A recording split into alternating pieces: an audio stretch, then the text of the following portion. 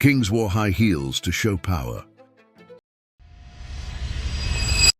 In 17th century Europe, a man could walk into a royal court wearing bright red high heels and instantly signal that he belonged among the most powerful people alive. Not a woman, a king. And the stranger the shoes looked, the more dangerous the man wearing them often was. But what makes this story truly unbelievable is that high heels were never created for beauty, fashion, or femininity at all. They were born for war.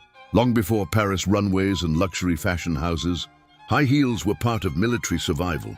Their origins trace back to the Persian Empire of the 10th century, where elite cavalry soldiers spent most of their lives on horseback. These warriors needed a way to stabilize themselves while standing in stirrups during combat. When they rose to fire arrows at full speed, balance meant everything. A slight slip could mean death. So Persian craftsmen created shoes with elevated heels that locked the rider's feet into the stirrups more securely. It was simple, practical, brutally effective.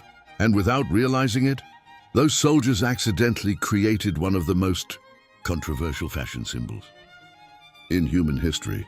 By the late 1500s, Persia had become one of the most feared military powers in the world under Shah Abbas. The European rulers desperately wanted alliances against the expanding Ottoman Empire, and Persian diplomats soon arrived in European courts dressed in silk robes, curved swords, embroidered fabrics, and distinctive heeled footwear. The reaction was immediate. European aristocrats became obsessed, not because the shoes looked elegant by modern standards.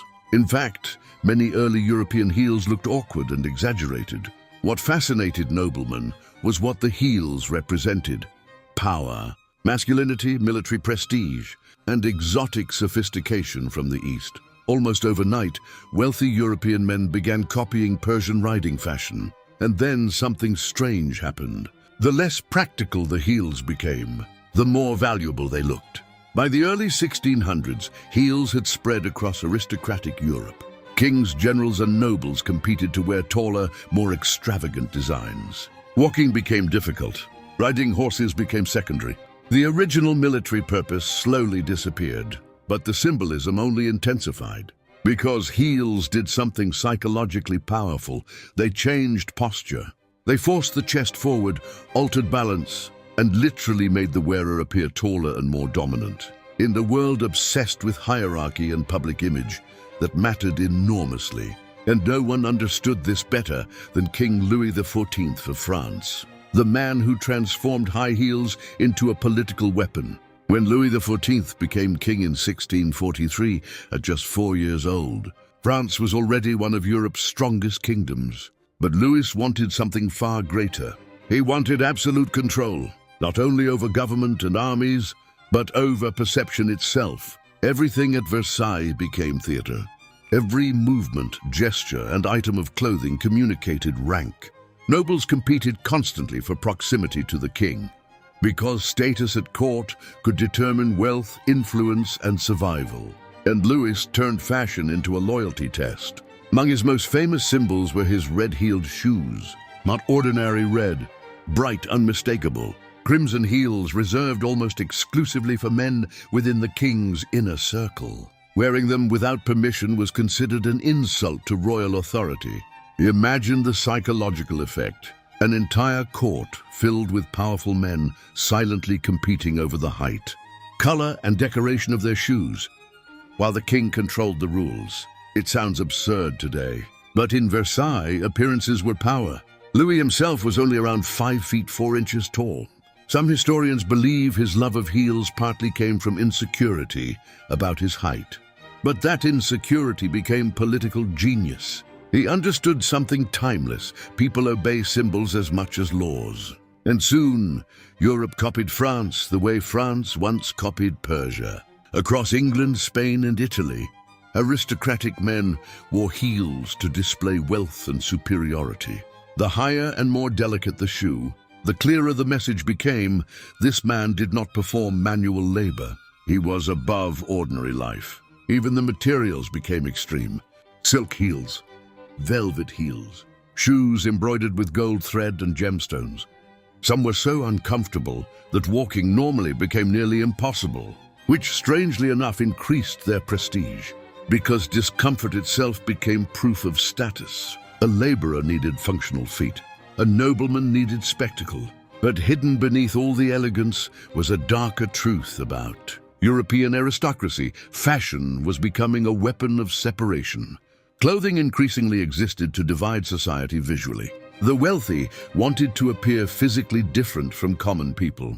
Paler skin meant you didn't work outdoors. Powdered wigs suggested refinement. High heels signaled privilege. The body itself became propaganda, and nowhere was this more visible than at Versailles, where nobles often bankrupted themselves trying to maintain appearances. Some spent fortunes on clothing while drowning in debt. Entire identities depended on performance. Yet while men dominated heel culture in the 17th century, women slowly began adopting the style too. At first, this was controversial. In many parts of Europe, femininity and masculinity were sharply divided by clothing. But elite women noticed that heels projected authority and elevated posture. Some even copied masculine fashion deliberately to gain social influence. And then fashion took another unexpected turn, as women's heels became thinner and more decorative during the late 17th and early 18th centuries. Men's heels slowly began disappearing. Why? Because masculinity itself was changing. The Enlightenment transformed European ideals. Rationality, restraint, and practicality became fashionable among men. Ornamental excess increasingly appeared childish or vain. Male aristocrats gradually abandoned colorful fabrics, makeup, jewelry, and eventually heels. Women inherited what men discarded. By the late 1700s, high heels were becoming associated primarily with femininity, rather than military masculinity or aristocratic male power. History had completely reversed the meaning of the shoe. What was once designed for mounted warfare became associated with elegance, beauty, and female fashion. But the transformation didn't stop there. During the French Revolution in 1789, extravagant aristocratic fashion suddenly became dangerous. Thousands of nobles abandoned luxurious clothing to avoid appearing connected to the monarchy. Heels temporarily disappeared from mainstream fashion almost entirely.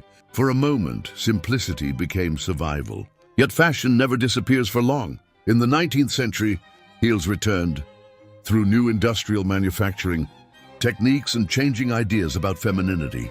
Photography, advertising, and eventually Hollywood transformed them into symbols of glamour and seduction. And most people forgot where they came from, forgot the Persian horsemen, forgot the royal propaganda, forgot the political theater hidden beneath every step. But perhaps the strangest part of this entire story is what it reveals about human civilization itself. We often imagine fashion as shallow or meaningless, yet history shows the opposite. Clothing silently records power struggles, anxieties, class systems, wars, insecurities, and revolutions. A shoe is never just a shoe.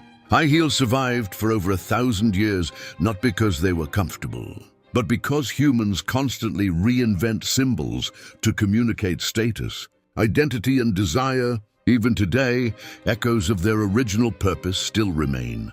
The posture changes, the illusion of height, the performance of confidence, the idea that appearance can shape authority.